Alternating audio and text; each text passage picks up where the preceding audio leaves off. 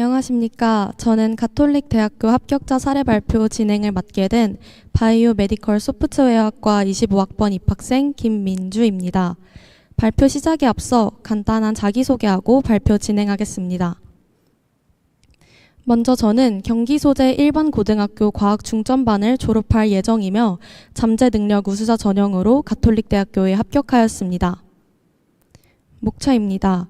먼저 제가 바이오 메디컬 소프트웨어학과에 지원하게 된 과정을 간략히 설명해드리고, 두 번째로 인성 영역, 세 번째 전공 적합성, 마지막으로 생활기록부에 대한 팁을 드리고 마무리하겠습니다. 학과 선택 과정입니다. 먼저 저는 진로의 변경이 있었는데요. 처음 1학년 들어왔을 때는 큰 꿈을 가지고 있지 않아 그 당시 이슈였던 메타버스에 대해 관심을 갖기 시작했습니다. 영역을 확장시켜 코딩과 컴퓨터 프로그래밍에도 관심을 가져 자연스럽게 저는 컴퓨터 공학과에 진학하는 것이 목표였습니다. 따라서 이때 메타버스 동아리에 가입하여 활동을 하거나 1학년 진로 활동에서 메타버스 거품 논란 등과 같은 주제로 발표를 진행하였습니다. 하지만 저는 1학년 후반 신약개발연구원이라는 직업을 알게 되었고, 이 직업에 관심이 생겨 진로를 변경하게 되었습니다. 따라서 1학년 후반부터 2학년 때까지는 생명공학, 신약 개발에 대한 내용으로 생기부를 채워왔습니다. 그리고 3학년이 되어 대학교와 학과를 고민하던 중 가톨릭 대학교에 바이오 메디컬 소프트웨어학과가 있다는 사실을 알게 되었습니다. 이 학과는 제가 1학년 때 하고 싶었던 컴퓨터 공학과 2학년 때 하고 싶었던 생명공학이 융합되어 있는 학과라는 생각이 들어 이 학과에 지원하고자 마음을 먹었습니다. 실제 제 3학년 생기부를 보시면 큰 주제만 설명을 해드리자면, 신약 개발 분야의 딥러닝에 활용되는 사례를 발표하거나 인공지능 기반 단백질 구조 예측을 주제로 한 보고서를 작성하였습니다.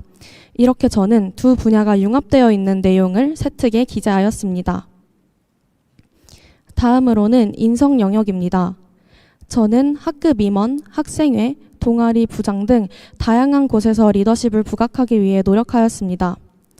실제 저는 3년 내내 학급 임원을 했을 뿐더러 1, 2학년 학생회 봉사부 부원, 그리고 1학년 메타버스와 3학년 생명과학 동아리 부장을 맡아 리더십을 드러냈습니다. 이 외에도 저는 각종 수업에 과목 부장을 하며 공동체 역량까지 함께 키워나갔습니다. 하지만 아무리 리더십이 뛰어나고 공동체 역량이 좋다고 하더라도 기본적인 수업 태도가 좋지 않으면 좋은 평가를 받을 수 없겠죠. 그래서 제가 생각했을 때 학업 태도에서 중요한 것은 집중, 열정, 태도였습니다.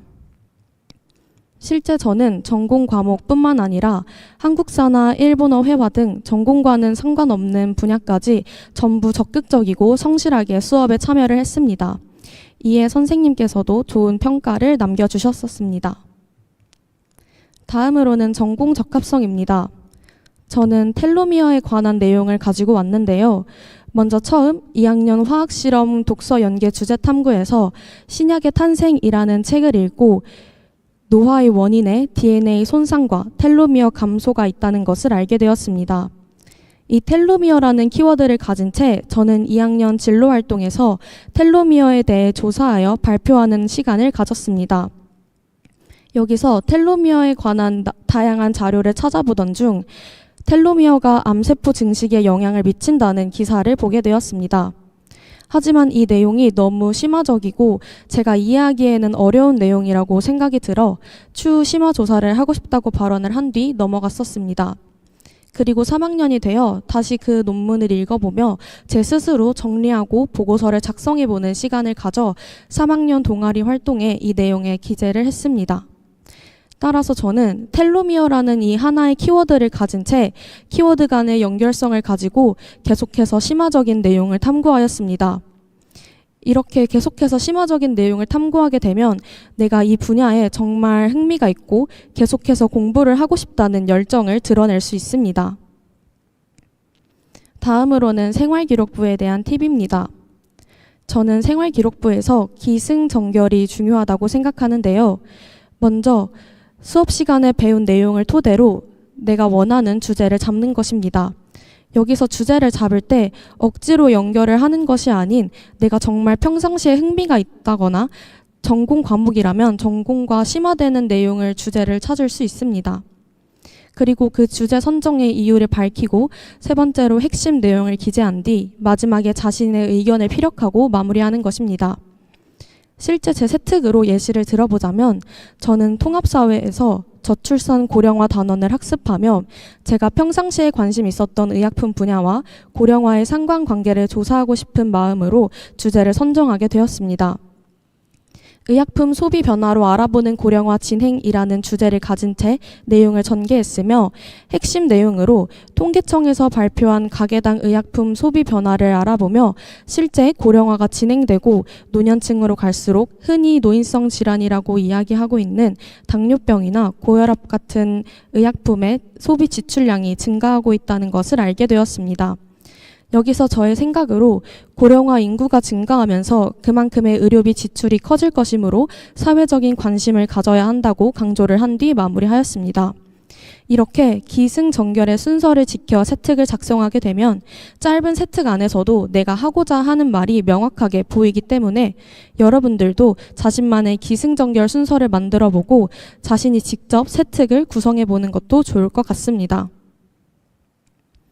다음은 바이오메디컬 소프트웨어학과에 지원하고 싶은 학생들을 위한 팁인데요. 먼저 첫 번째로는 선택 과목의 중요성입니다. 실제 바이오메디컬 소프트웨어학과 전공 로드맵을 보게 되면 1학년 때 일반 물리학이 권장 이수 과목으로 포함이 되어 있습니다. 하지만 많은 학생들이 물리학에 대한 진입 장벽이 있어 수강을 하지 않는 경우가 많은데요. 공학과에 지원하고 싶은 학생이라면 기본적으로 물리학을 수강을 한 뒤 지원을 하시는 것을 추천합니다. 그 다음으로 많은 이과생 분들이 미적분과 기하를 수강하지만 확률과 통계를 수강하지 않고 오는 경우가 많습니다. 하지만 바이오메디컬 소프트웨어학과는 1학년 2학기에 확률 및 통계 수업을 이수하게 되어 있습니다. 따라서 바이오메디컬 소프트웨어학과에 지원하고 싶은 학생들이라면 세 가지의 수학을 모두 듣고 올라오셨으면 좋겠습니다. 다음으로는 홈페이지를 참고하는 것인데요. 홈페이지에는 앞서 말씀드린 전공 로드맵 뿐만 아니라 학과 소개 그리고 학교에서 원하는 인재상 등 정말 다양한 정보를 얻어낼 수 있습니다. 여기서 여러분들이 원하는 미래를 생각해 보거나 생기부 주제를 뽑아낼 수도 있습니다. 따라서 궁금한 점이 있으실 때에는 먼저 홈페이지를 참고하여 자기가 원하는 정보를 얻어가셨으면 좋겠습니다. 저의 짧은 발표가 여러분들에게 작은 도움이 되었으면 좋겠습니다. 이상으로 발표 마치겠습니다. 감사합니다.